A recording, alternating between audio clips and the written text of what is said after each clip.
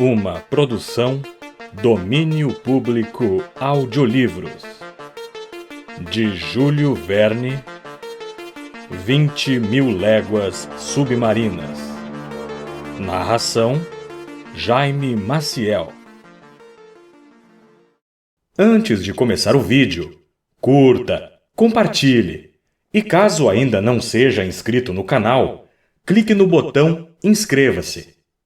Assista também pela nossa playlist. Aproveite o audiolivro. Capítulo 10. As minas de carvão submarinas. No dia seguinte, 20 de fevereiro, acordei bem tarde. O cansaço da noite havia prolongado meu sono até às 11 horas. Vesti-me apressadamente, pois estava ansioso para conhecer a direção do Nautilus. Os instrumentos indicavam-me que continuava a avançar para o sul, a uma velocidade de 20 milhas por hora e uma profundidade de 100 metros. Conselho entrou. Contei-lhe nossa excursão noturna e, com as escotilhas abertas, ele pôde vislumbrar parte do continente submerso. Com efeito, o Nautilus deslizava a apenas 10 metros da planície da Atlântida. Corria acima dos campos terrestres como um balão carregado pelo vento. Mas melhor seria dizer que nos sentíamos naquele salão como se nos vagões de um trem expresso. Os primeiros planos que se passavam diante de nossa vista eram rochas fantasticamente recortadas, florestas de árvores que haviam passado do reino vegetal ao reino animal, e cuja imóvel silhueta dançava sob as águas. Havia também blocos pétreos cobertos por um tapete de assídeas e anêmonas, com longos hidrófilos em riste. Depois, blocos de lavas esculpidos com uma extravagância que atestava toda a fúria das expansões plutônicas. Enquanto aqueles sítios barrocos resplandeciam sob nossas luzes elétricas, eu narrava a Conselho a história daqueles Atlantes, que, de um ponto de vista puramente imaginário, inspiraram a baile tantas e sedutoras páginas. Discorri sobre as guerras daqueles povos heróicos. Discuti a questão da Atlântida como homem que não goza mais do benefício da dúvida. Conselho, porém, distraído, não prestava atenção, e sua indiferença por minha digressão histórica logo foi explicada. Com efeito, uma série infinita de peixes atraía seus olhares, e quando se tratava de peixes, Conselho, arrebatado pelos abismos da classificação, saía do mundo real. Em situações como aquela, só me restava acompanhá-lo e mergulhar junto com ele nos estudos ictiológicos. Em todo caso, os peixes do Atlântico não diferiam muito dos que havíamos observado até aquele momento. Eram raias descomunais, com 5 metros de comprimento e dotadas de grande força muscular, que lhes permitia arrojar-se acima das águas. Esqualos de diversas espécies, entre eles um glauco de 5 metros, com dentes triangulares e agudos, que por sua transparência deambulava quase invisível nas águas. Sargos marrons, lixas em forma de prismas e couraçados por uma pele tuberculosa. Esturjões semelhantes a seus congêneres do Mediterrâneo. Signatos trombetas com meio metro de comprimento. Acastanhados e dotados de pequenas barbatanas cinza, sem dentes nem língua, e que desfilavam como finas e flexíveis serpentes. Dentre os peixes ósseos, Conselho observou marlins escuros de 3 metros de comprimento e com uma espada pontiaguda na maxila superior. Ágeis, vistosos, conhecidos na época de Aristóteles pelo nome de dragões marinhos, e dificílimos de capturar devido aos espinhos que têm no dorso. Corifenídeos com o dorso marrom riscado por listrinhas azuis e emoldurado por uma cercadura de ouro. Belas douradas e peixes-lua, discos com reflexos anil, que, iluminados na parte superior pelos raios solares, formavam manchas prateadas. E, por fim, chífias espadas, com 8 metros, avançando aos cardumes com barbatanas amareladas esculpidas em foice, e longos gládios de 2 metros, intrépidos animais, antes herbívoros que piscívoros, os quais obedeciam ao menor sinal de suas fêmeas como maridos ensinados. Porém, enquanto observava aqueles diversos espécimes da fauna marinha, eu não deixava de contemplar as extensas planícies da Atlântida. Às vezes, caprichosos acidentes do solo obrigavam o Nautilus a reduzir a velocidade, e ele passava a esgueirar-se com a destreza de um cetáceo pelos estreitos desfiladeiros. Quando o labirinto se emaranhava demais, o aparelho elevava-se como um aeróstato e, transposto o obstáculo, retomava sua célebre carreira, alguns metros acima do fundo.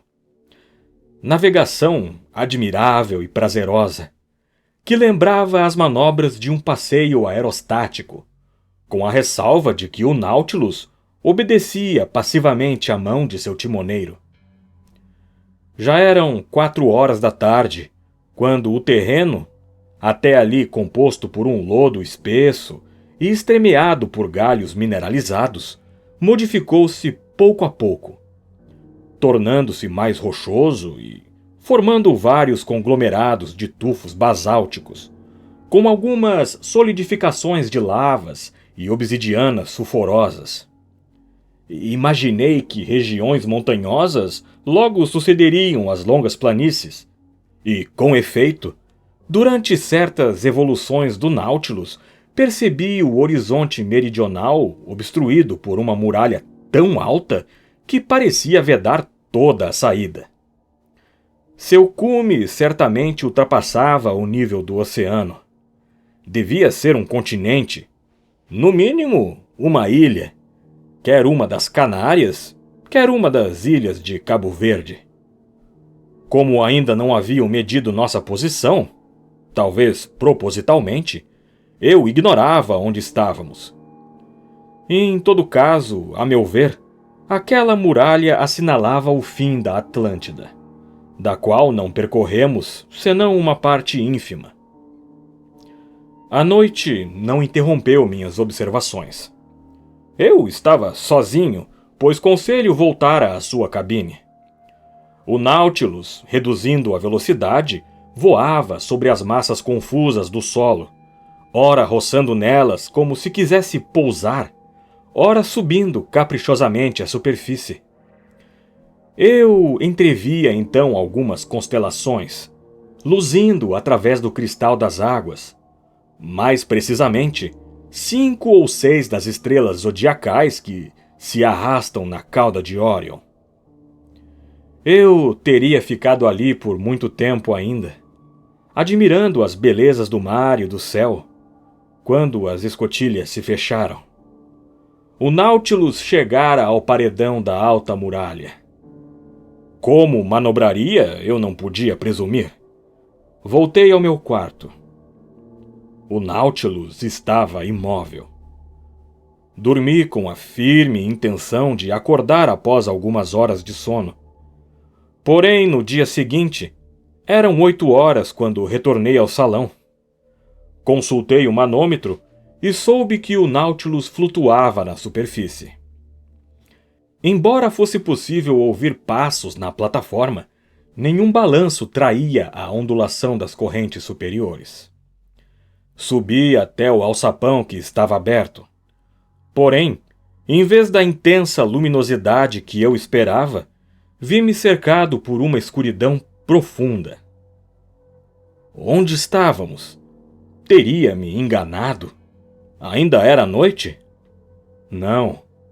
Nenhuma estrela brilhava e não existe noite absoluta. Eu não sabia o que pensar quando uma voz falou. É o senhor, professor. Ah, Capitão Nemo! Respondi. Onde estamos? Debaixo da terra, professor. Debaixo da terra? Exclamei. E o Nautilus continua flutuando? Continua. Mas não compreendo. Espere. Daqui a pouco acenderemos o farol e, se o senhor gosta das situações mais claras, ficará satisfeito. Pus um dos pés sobre a plataforma e esperei.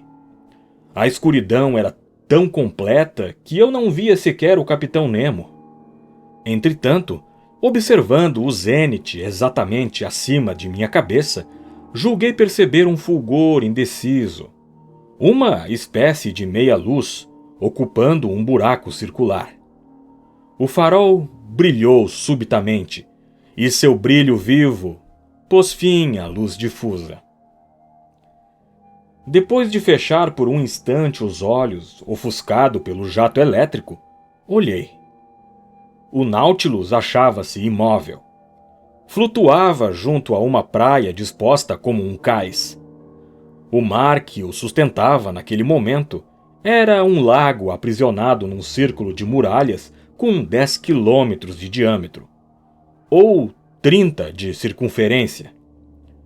Seu nível, o manômetro indicava, só podia ser o exterior, pois existia necessariamente uma comunicação entre o lago e o mar.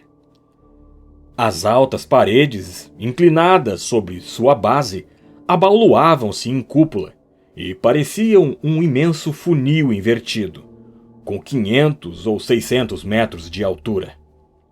No topo, abria-se um orifício circular, pelo qual eu surpreendera aquela leve claridade, evidentemente resultado da radiação diurna. Antes de examinar mais atentamente as disposições internas daquela enorme caverna, antes de me perguntar se era obra da natureza ou do homem, dirigi-me ao Capitão Nemo. Onde estamos? Indaguei. Exatamente no centro de um vulcão extinto, explicou o capitão. Um vulcão cujo bojo foi invadido pelo mar em consequência de alguma convulsão tectônica. Enquanto o senhor dormia, professor, o Nautilus penetrou nessa laguna por um canal natural, aberto a 10 metros abaixo da superfície do oceano. É aqui seu porto afetivo, um porto seguro, confortável, misterioso, protegido de todos os tipos de vento. Aponte-me no litoral de seus continentes ou ilhas uma enseada equivalente a esse refúgio amuralhado contra a ira dos furacões.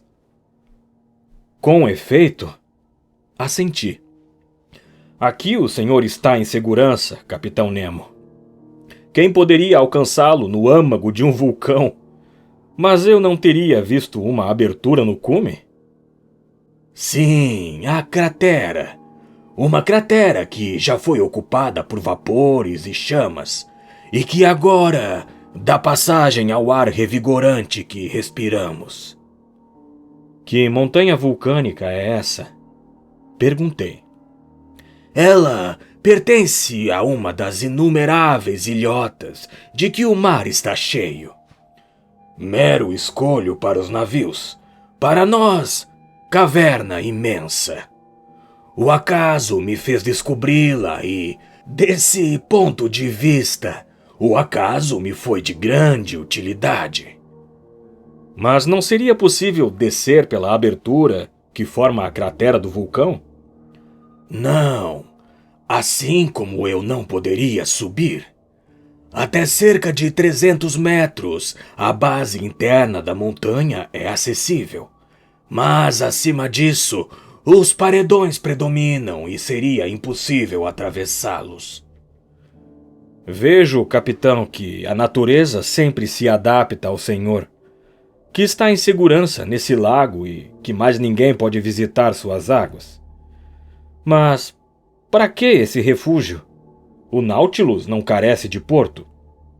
Não, professor, mas carece de eletricidade para se mover, de elementos para produzir sua eletricidade, de sódio para alimentar seus elementos, de carvão para fazer seu sódio e de minas de carvão para extrair seu carvão.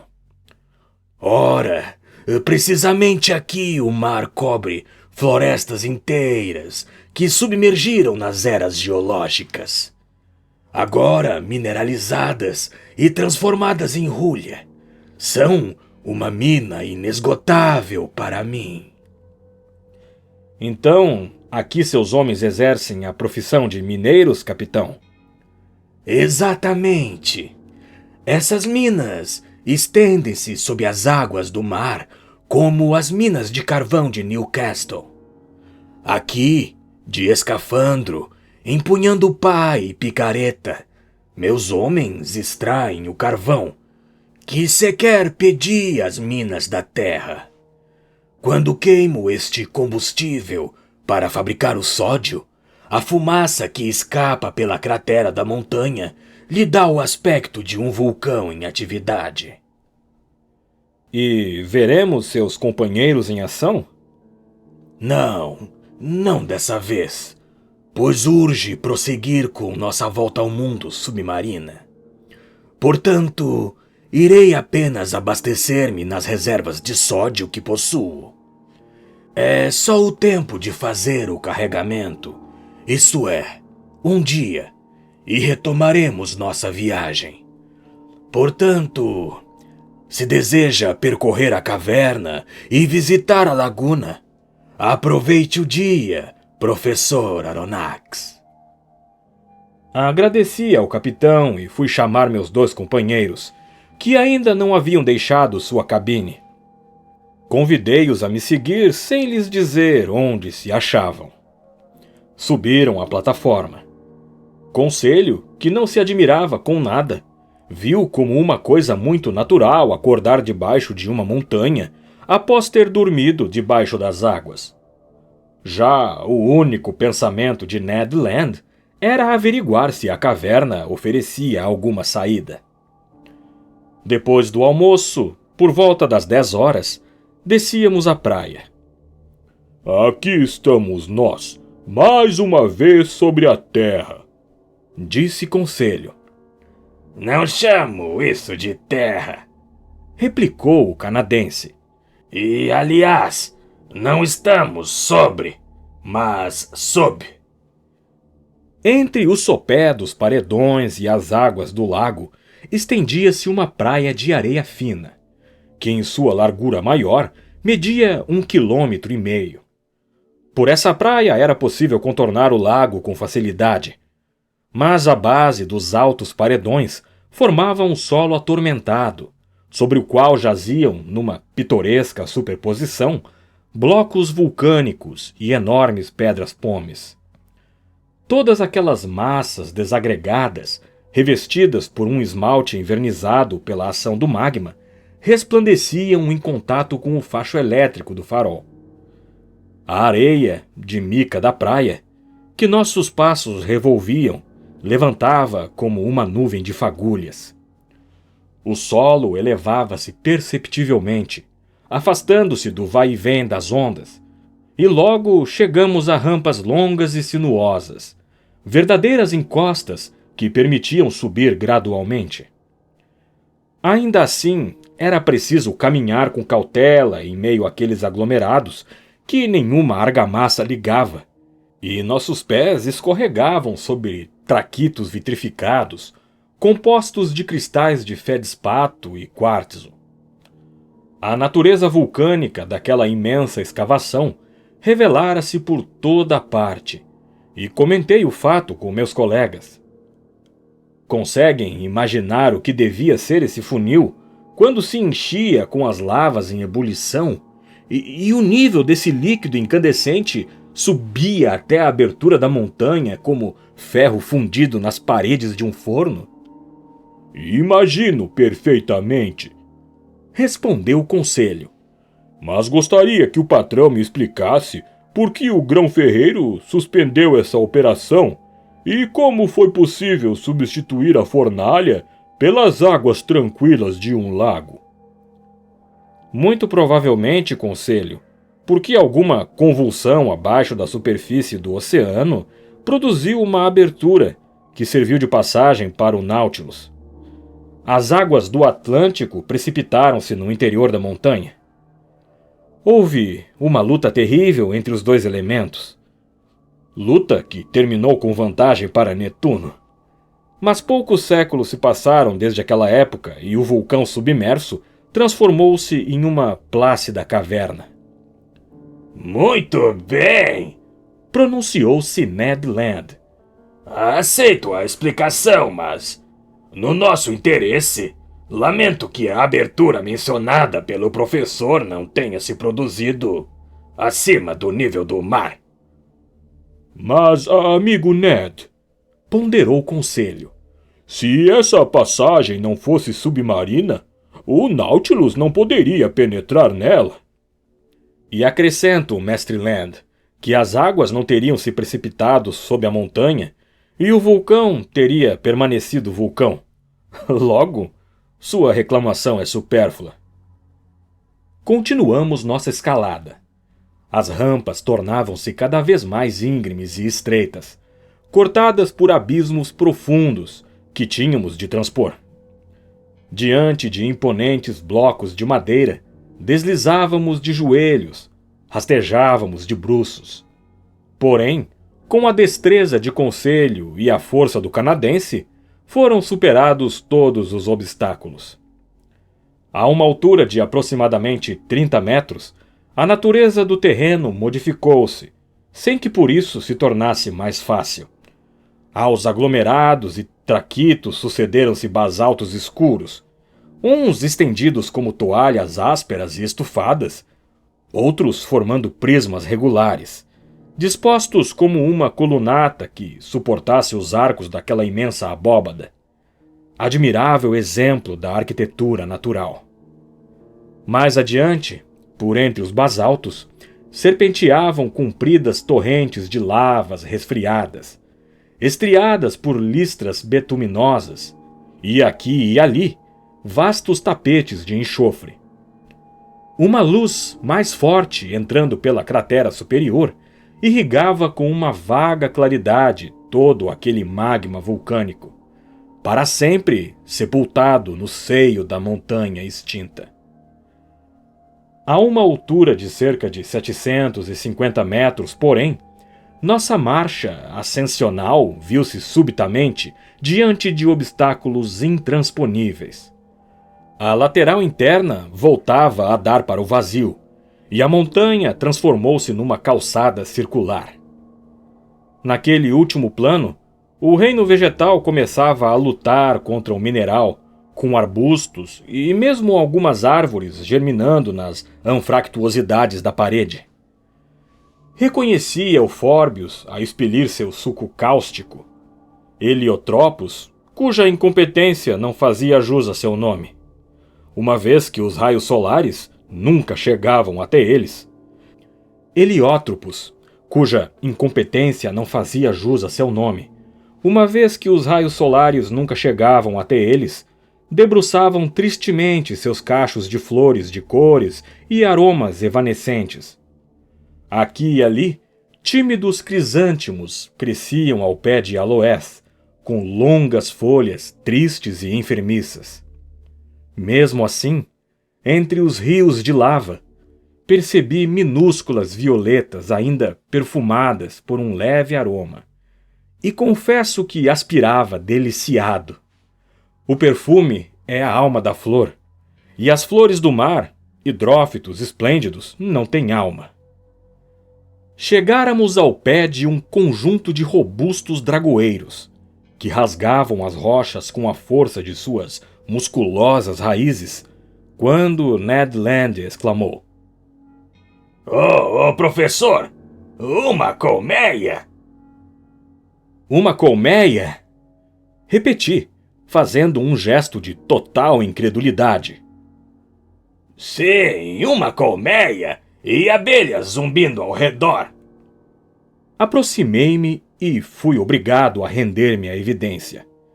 No buraco de uma toca aberta no tronco de um dragoeiro, voejavam alguns milhares desses engenhosos insetos, tão comuns em todas as Canárias e cujos produtos são tão estimados por lá.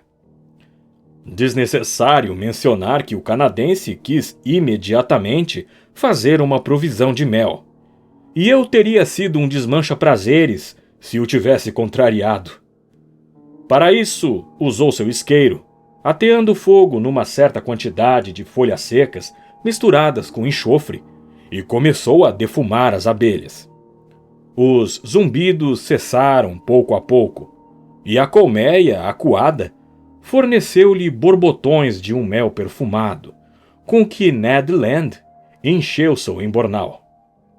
Misturando esse mel com a massa do artocarpo, afirmou, estarei em condições de lhes oferecer uma saborosa torta.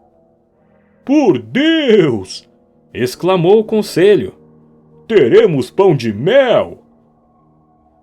Nada a dizer quanto ao pão de mel. Suspirei. Mas voltemos ao nosso interessante passeio. Em certas curvas da trilha que percorríamos, o lago mostrava-se em toda a sua extensão. O farol iluminava por inteiro sua superfície serena, sem rugas nem ondulações. O Nautilus mantinha-se na mais completa imobilidade. Na plataforma e na praia, os homens da tripulação se agitavam, sombras escuras nitidamente recortadas na atmosfera luminosa. Naquele momento, contornamos a crista mais elevada dos primeiros planos de rochas que sustentavam a abóbada. Notei então que as abelhas não eram os únicos representantes do reino animal no interior do vulcão. Aves de rapina, ora planavam e rodopiavam esparsamente na penumbra, ora deixavam seus ninhos empoleirados nas rochas pontiagudas. Eram gaviões de barriga branca e pio estridente. Nas escarpas também se exibiam, com toda a rapidez de suas patas compridas, belas e gordas abetardas.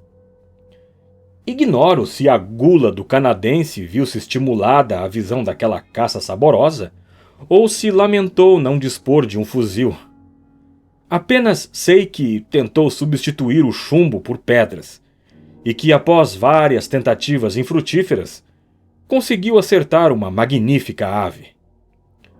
Dizer que arriscou 20 vezes a vida para capturá-la é a pura verdade, mas no fim, sua habilidade fez com que o animal se juntasse às pelotas de mel no embornal.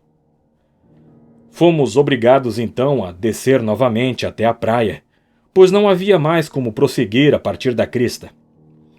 Acima de nós, a cratera escancarada parecia a boca de um poço. De lá, era possível distinguir o céu com grande nitidez, e observei a passagem de nuvens desgrenhadas pelo vento oeste, arrastando seus fiapos atrás de si até o cume da montanha. Prova irrefutável de que aquelas nuvens achavam-se estacionadas a uma altura ínfima, considerando que o vulcão não se erguia a mais de 2.500 metros acima do nível do mar. Meia hora depois da última proeza do canadense, voltamos à praia interna. Ali a flora era representada por vastos tapetes de perrexil do mar, pequena planta umbilífera, ótima para conversas, que também recebe os nomes de fura-pedra e funcho marinho, e da qual Conselho coletou alguns espécimes. Quanto à fauna, abrangia milhares de crustáceos de todos os tipos, lagostas, caranguejos, palemonídeos, micídeos, opiliões, galateias e uma quantidade prodigiosa de conchas, porcelanas, rochedos e lapas. Aquele local abria-se numa magnífica gruta. Meus companheiros e eu não nos furtamos ao prazer de deitar sobre sua areia fina. O fogo invernizara suas paredes esmaltadas e reluzentes, salpicando-as com pó de mica, e Ned Land as apalpava, sondando sua espessura. Não pude deixar de sorrir. A conversa passou então aos eternos planos de evasão, e julguei poder, sem me estender muito, dar-lhe alguma esperança, já que o Capitão Nemo descera para o sul a fim de renovar seu estoque de sódio. Eu presumia, portanto, que rumaria para as costas da Europa e da América, o que permitiria ao canadense tentar novamente. Fazia 1 hora que estávamos deitados no interior daquela encantadora gruta. A conversa animada no início agora morria, e fomos tomados por uma certa sonolência. Não vendo nenhuma razão para resistir, entreguei-me a um sono profundo. Sonhei, ninguém escolhe seus sonhos, que minha existência limitava-se à vida vegetativa de um simples molusco, e que aquela gruta formava a dupla valva de minha concha. Fui despertado bruscamente pela voz de conselho. "Alerta! Alerta!" gritava o digno rapaz. "O que há?" perguntei, soerguendo-me. "Está entrando água!" Levantei-me. O mar precipitava-se como uma torrente dentro de nosso refúgio, e definitivamente, uma vez que não éramos moluscos, tínhamos de fugir. Em poucos instantes, achamo-nos em segurança, no topo da própria gruta. "Mas afinal, o que está acontecendo?" perguntou o conselho. "Algum fenômeno desconhecido?" "Nada disso, amigos," respondi.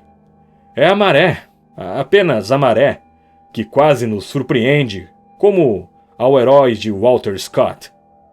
O oceano cresce do lado de fora e, obedecendo a uma lei absolutamente natural de equilíbrio, o nível do lago eleva-se proporcionalmente.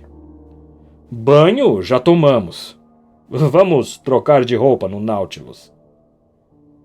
45 minutos depois, demos por concluído nosso passeio circular e regressamos a bordo. Os homens da tripulação terminavam de embarcar as provisões de sódio, e o Nautilus estava pronto para partir. Entretanto, o Capitão Nemo não deu nenhuma ordem. Pretendia esperar o anoitecer e sair secretamente pela passagem submarina? Talvez. Indiferente a tudo, o Nautilus, deixando seu porto seguro no dia seguinte, navegou distante de qualquer pedaço de terra e a poucos metros abaixo das ondas do Atlântico. Você está escutando o livro 20.000 Léguas Submarinas, uma produção do canal Domínio Público Audiolivros. Se inscreva no canal, curta, compartilhe. Nos vemos no próximo vídeo.